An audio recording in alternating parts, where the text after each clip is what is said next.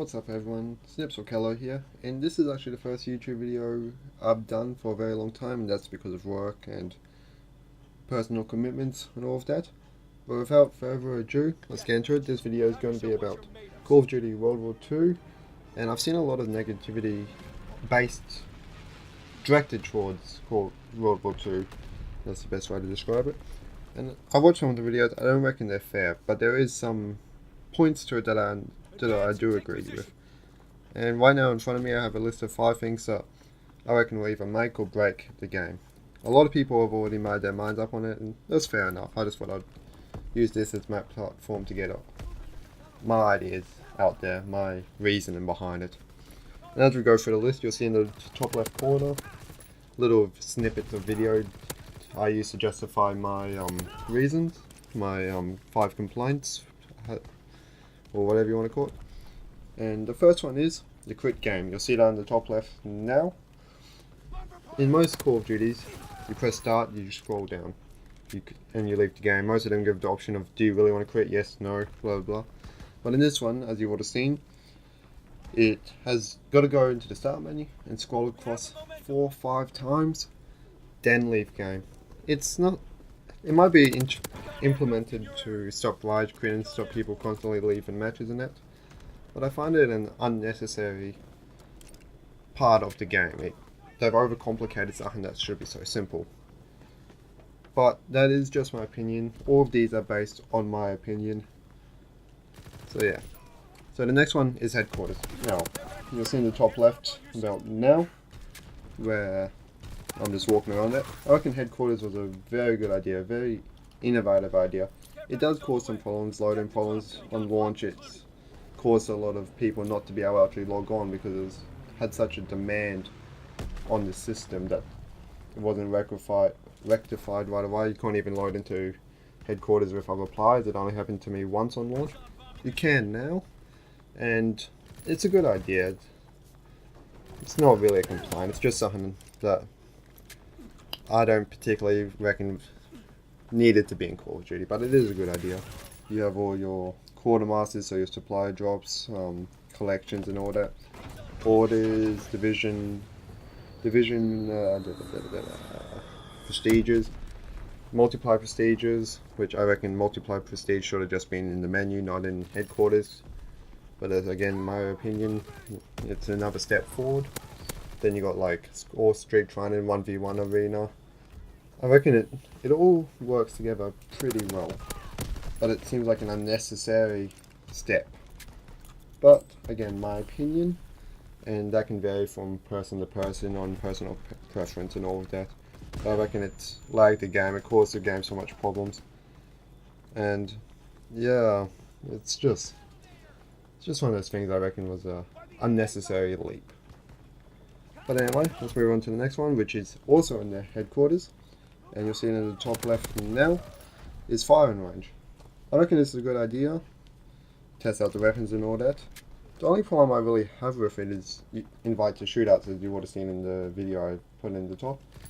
When someone invites you to a shootout, freezes everything. Yes, no, blah blah blah.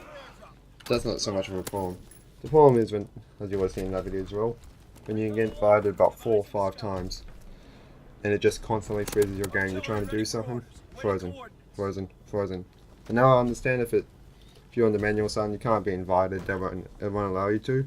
But if you're just walking around trying to get somewhere and someone keeps inviting you, boom, boom, boom, just gets a bit annoying. Again, I reckon this isn't a problem. This is more of a aspect of it that is unnecessary and somewhat annoying. But anyway, we'll move on to the next one that I reckon is one of the biggest problems for everyone in the Call of Duty community. And that is theater mode. You'll see that up in the same spot. This isn't theater mode like we asked for. This is not where it records gameplay and you can mess around with a bit of angles and that. This is purely watch trailers, watch videos from the cuts, like when you first line into multiplayer, the division video and all of that. That's fine and dandy, but you also got MLG playing that.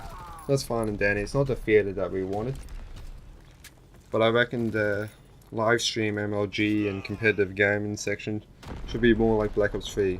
It should be into the start menu instead of in the headquarters. But again, just my opinion. It could work. I don't reckon it belongs there, but.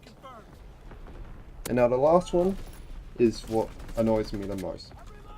And you'll see it on the top left now. And that's the start menu. When on launch,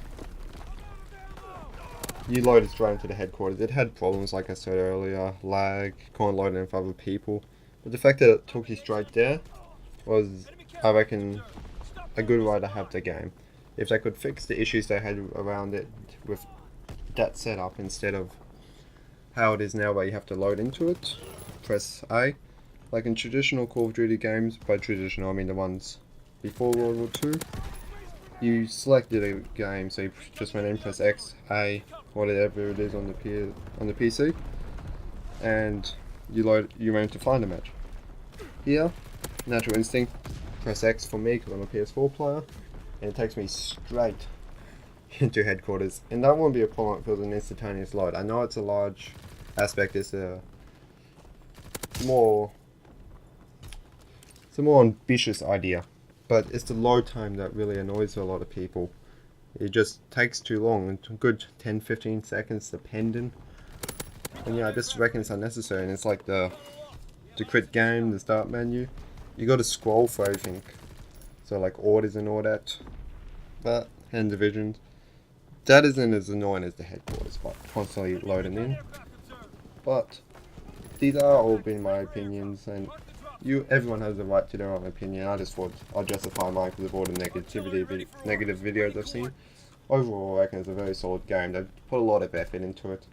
It plays well, and well, it plays pretty well. Another thing is health regeneration.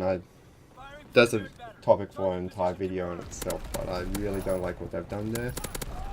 But again, besides from those 5 plus the health regen, I reckon it's a very solid game. They've done a good job on it, and it doesn't deserve as much flack as it's been receiving, I reckon. But everyone's entitled to their opinions. I hope you guys enjoyed, and I will see you all in the next video.